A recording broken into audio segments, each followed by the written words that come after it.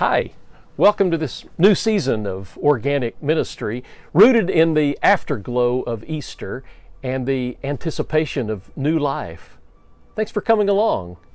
Welcome inside. Early spring is a kind of tiptoe time for gardeners, leaning forward, anticipating ahead. Seeds, picked out of catalogs months ahead, are beginning to find their way into potting soil, sprinkled with water and warmth and light, and beckoned into growth. Tiny, fragile stems break through as harbingers of side salads and side dishes, sauerkraut, and blossoms to come.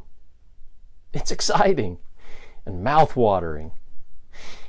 And after the barrenness of winter browns and whites, it is a wonderful foreshadowing of reds and golds and yellows and pinks.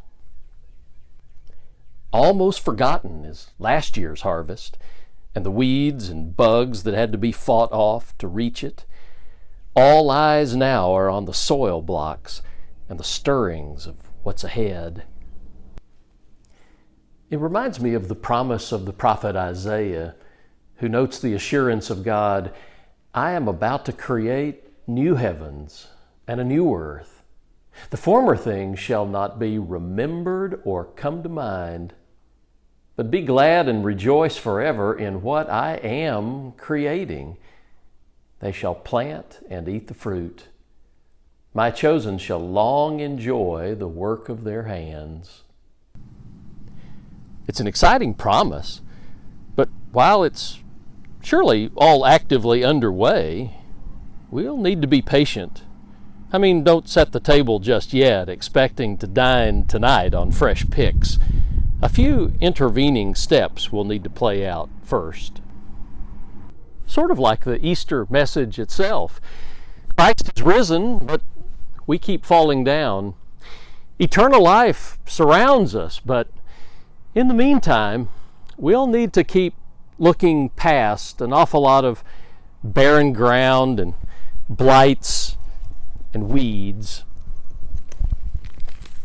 But that won't stop us from planning menus and anticipating the taste of that very first BLT. After all, the seeds are planted, God's own down payment toward that new heaven and new earth. And we'll do our part, watering and tending and patiently leaning forward. In the bulb there is a flower, in the seed an apple tree, in cocoons a hidden promise, butterflies will soon be free.